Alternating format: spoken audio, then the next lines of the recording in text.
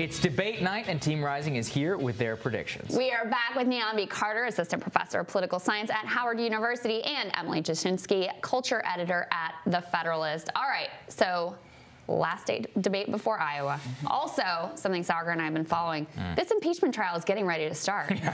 And that basically means, I mean, this is it. And then things are essentially going to be frozen in place because the media is going to go wall to wall on impeachment coverage. So this is the last real chance for some of these candidates to make something happen.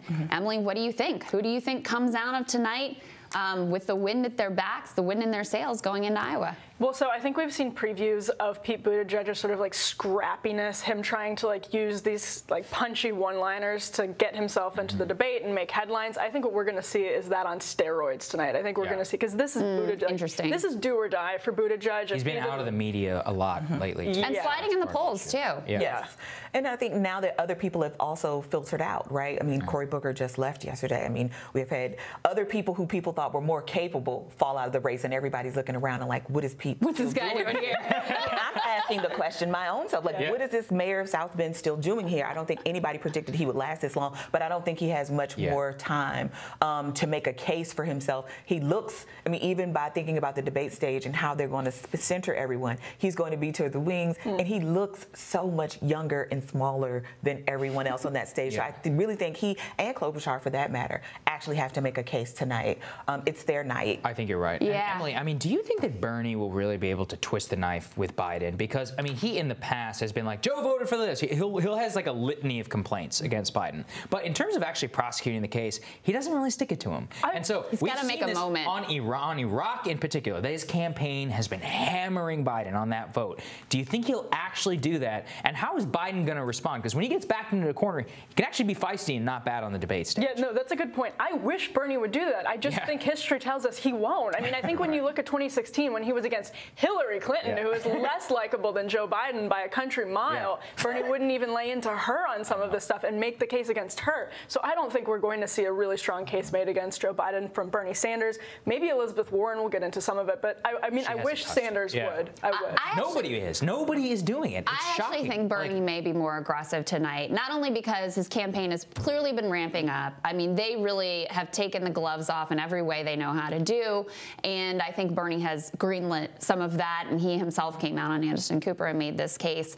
I think you will see a more aggressive Bernie tonight, also because I think he's frankly pretty mad about the attack from Elizabeth Warren.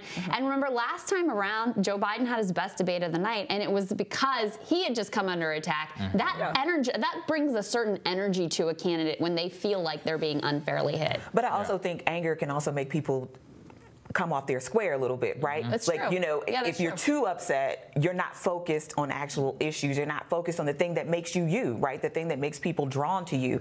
And I think spending too much time on Elizabeth Warren and all of this, it gives that issue more too much fire. oxygen. Yeah, I mean, agree. like, and I think there's a lot they need to to deal get with that. And they've got to stay focused on Biden, because that's, I mean, that's the real game, right? And with so little time left, and with Biden's base being so solid, I mean, Niambi, do you think that there is any, is his support ultimately soft? Do you think people could shift? Do you think if another candidate won both Iowa and New Hampshire, do you think things would shake up? How does this play out? I mean, I think it's considered an important signal, for sure. So if somebody else can pull it out in Iowa and New Hampshire, I think people can see possibility for someone else. I think right now, Joe looks safe, right? I don't know that people particularly love him, but he looks safe. He looks like the good choice. But I think if somebody can make something happen in Iowa and New Hampshire, it sends an important signal for the other primaries that are coming down the pike that, hey, there is viability here. There is somebody else. Because if you can win in a caucus, for example, right, that's a lot of work. That is a lot. And that suggests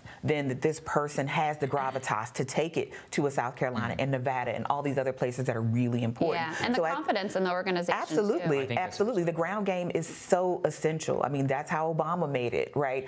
You have to be there pressing the flesh. You have to be there with your organizers, your supporters, making the case for you in all of these places. And I think Democrats really really have to make up this ground. Yeah, and I want everybody to realize, I mean, I know that Sanders was at the top of that Des Moines Register poll. Monmouth poll came out yesterday, actually showed Biden up like 7 or 8 points over Bernie Sanders. So I do think Iowa is must win. That makes this debate so critical, Emily. If Bernie is not able to win Iowa, and frankly, I think New Hampshire, I don't think he has a chance. Oh, yeah. What do you think? No, I mean, but he's polling really close in both of those races. Again, and that's why it's one of those things right now where it's like he's so close in both races that it's possible he actually wins both. Yeah, right. And we're looking at a really crazy Super Tuesday. On the other hand, it's very possible he loses both and he's out of the race. Yeah, that's it. On the other hand, Amy Klobuchar is someone that pundits have wanted to make happen from the beginning. She checks out, she's got the Midwestern box and the centrist box and the electability by the standard convention, all these things, right?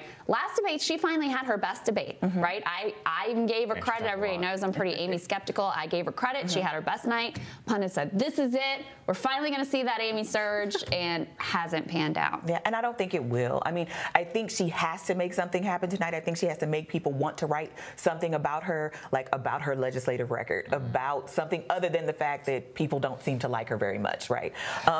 But I don't think it's going to happen for her. I think it's just been too long of a cycle with no real Amy Klobuchar story, right? Like, there's nothing about her that is interesting, right? Or has been so far. I shouldn't say there's nothing about her that's interesting. That sounds terrible. But there's nothing. That's what I'm saying. But that shouldn't be the only story that people know about you. Right. All of them can be a little cantankerous, right? But no one should that be the only thing that people know about you. I mean, it's just, how is her platform different from Joe Biden? It's not. And so if that's what you're looking for, then you go with Joe Biden, who has a 35-year, 40-year political history. It's a great separation moment on the debate stage. I mean, I think that, the Pete Buttigieg point in particular is well taken, because I mean, he has not really been in the national spotlight now for 2 weeks. This is make or break for him, but I don't see how he can separate himself. I mean, on policy, he's generally, it's just like, from a rhetorical perspective, Emily, he could try and hit the Biden campaign. He was floating that about 2 weeks ago. But how would that actually work?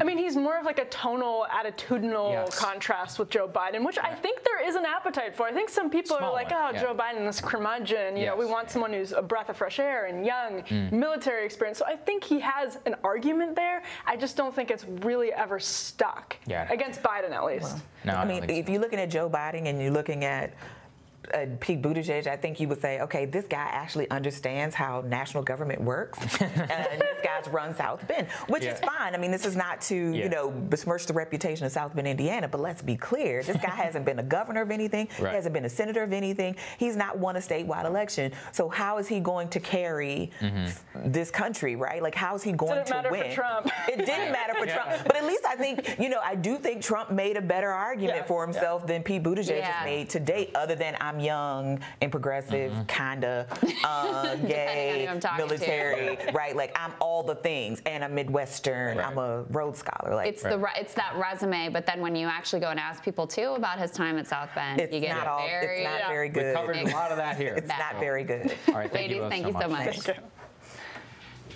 Have a great day, everyone. Great to have you. We're going to be here tonight for our debate coverage.